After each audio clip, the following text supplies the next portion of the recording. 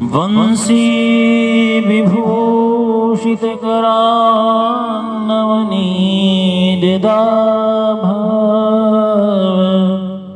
पीताम्बरादरुडबिम्बफलाधरुष्ठ पूर्णेन्दु सुंदर मुखादरविन्दनेत्रा कृष्णात् परं किमपि तत्त्वमहं न जाने। प्रेम से बोले श्री राधा कृष्ण भगवान की जय, श्री सीतारामचंद्र भगवान की जय। नमः पार्वती पतये हर हर महादेव। आज हम प्रस्तुत हैं आप सभी के पास लेकर के पुरुषोत्तम मास की पुरुषोत्तमी एकादशी, जिसका नाम पद्मिनी कमला है। इस एकादशी की कथा दो ग्रंथों में अलग अलग प्राप्त है। एक बहुत ही पुरानी ग्रंथ गीता प्रेस से प्रकाशित है, जिसकी कथा अभी आप सुनेंगे। एक और गीता प्रेस से प्रकाशित एकादशी कथा के नाम से जाने जाती है, व्रत के नाम से पुस्तक जाने जाती है, उसकी कथा पहले ही मैं सुना चुका हूं। इसकी कथा श्रवण करें। भगवान कृष्ण से युधिष्ठिर जी प्रश्न करते हैं, भगवान अब मैं श्री विष्णु के व्रतों में उत्तम व्रत का, जो सब पापों को हर लेने वाला तथा व्रती मनुष्य को मनोवांछित फल देने वाला ऐसे व्रत का श्रवण करना चाहता हूँ। हे जनार्दन, पुरुषोत्तम मास की एकादशी की कथा कहिए, उसका क्या फल है, उसमें किस देवता का पूजन करना चाहिए, किस वस्तु का दान करना चाहिए, मनुष्य को क्या करना चाहिए, उस समय कैसे स्नान किया जाए, किस मंत्र का जप किया जाए, उसकी पूजन विधि क्या है, पुरुषोत्तम मास में किस अन्न का भोजन करना चाहिए। हे नारायण, कृपा कर आप मुझे बतलाइए। भगवान ने युधिष्ठिर की ऐसी वाणी सुनकर मुस्कुराए और बोले, राजेंद्र, अधिक मास आने पर जो एकादशी होती है वह कमला नाम से प्रसिद्ध है। वह तिथियों में उत्तम तिथि है। उसके व्रत के प्रभाव से मां लक्ष्मी अनुकूल होती है। उस दिन ब्रह्म मुहूर्त में उठकर भगवान पुरुषोत्तम का स्मरण करके विधि पूर्वक स्नान करना चाहिए। व्रती पुरुष को व्रत का नियम ग्रहण करना चाहिए। घर पर जप करने का 1 गुना, नदी के तट पर 2 गुना, गौशाला में सहस्त्र गुना, अग्निहोत्र गृह में 1100 गुना, शिव के क्षेत्र में, तीर्थों में, देवताओं के निकट तथा तुलसी के समीप 1,00,000 गुना फल होता है और भगवान विष्णु के निकट अनंत गुना फल होता है। ऐसा शास्त्रों में कहा गया, दृष्टा स्पृष्टाथ वाध्याता कीर्तिता नामतः स्तुता रोपिता सेचिता नित्यम पूजिता तुलसी नता नवधा तुलसी भक्तिम ये कुर्वन्ति दिने दिने युग कोटि सहस्त्राणि तन्वन्ति सुकृतिम मुने। कहते हैं कि तुलसी का पौधा लगा करके नित्य तुलसी का पूजन अर्चन करना चाहिए। ऐसा करने वाले व्यक्ति नवधा भक्ति को प्राप्त करते हैं। नवधा भक्ति पूर्वक जो भगवती तुलसी का पूजन करें, उन्हें युग कोटि सहस्त्राणि करोड़ों युग सुकृत फल प्राप्त होती है, जिसे करने के लिए बहुत सारे ऋषि मुनि देव तपस्या करते हैं। भगवान कहते हैं, अवंतीपुरी में शिव शर्मा नाम का एक श्रेष्ठ ब्राह्मण रहता था।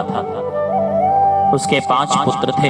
इनमें जो सबसे छोटा था वह पापाचारी हो गया, इसलिए पिता तथा स्वजनों ने उसका त्याग कर दिया।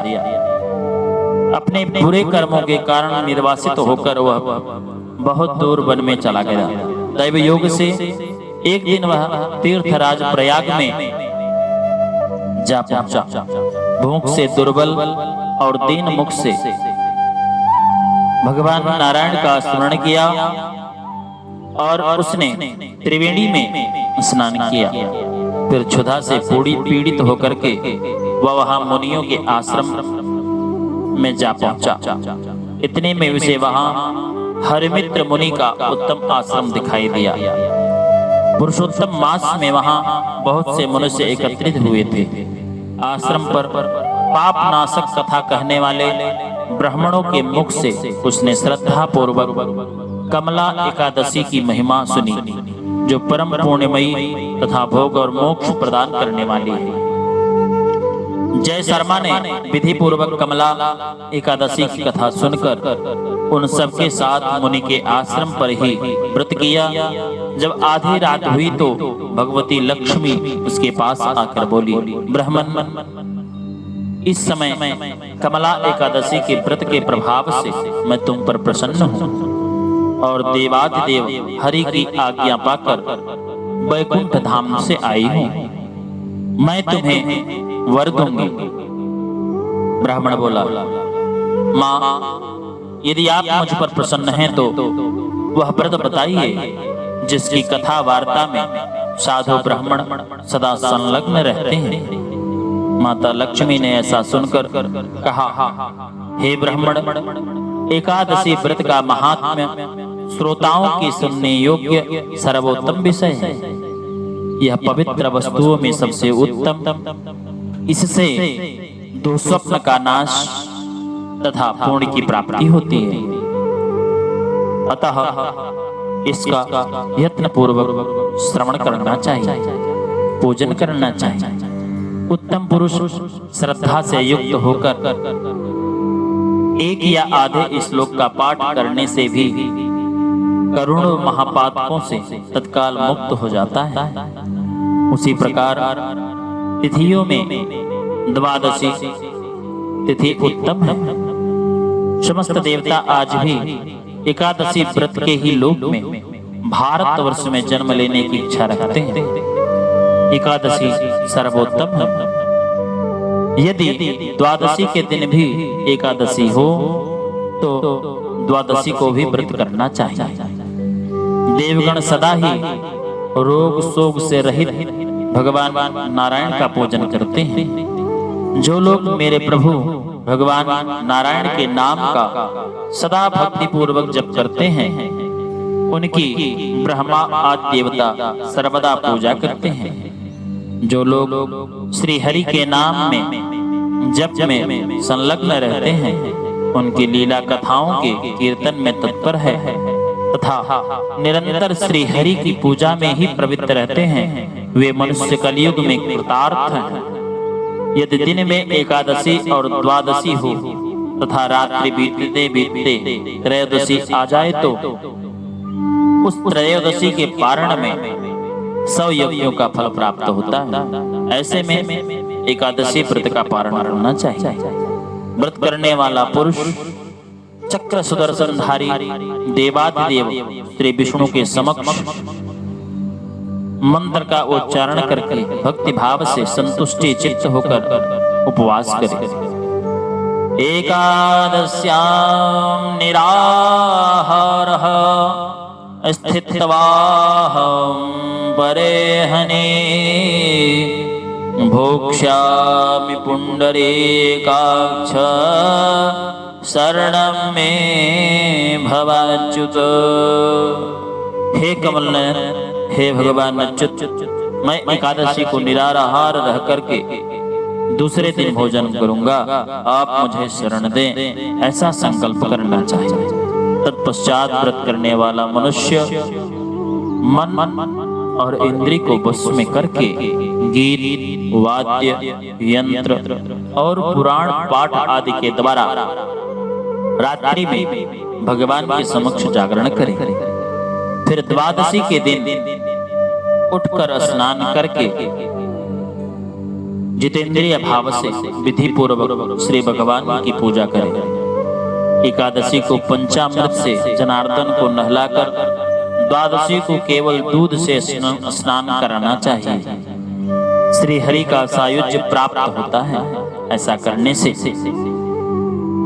पूजा करके भगवान से प्रार्थना करें।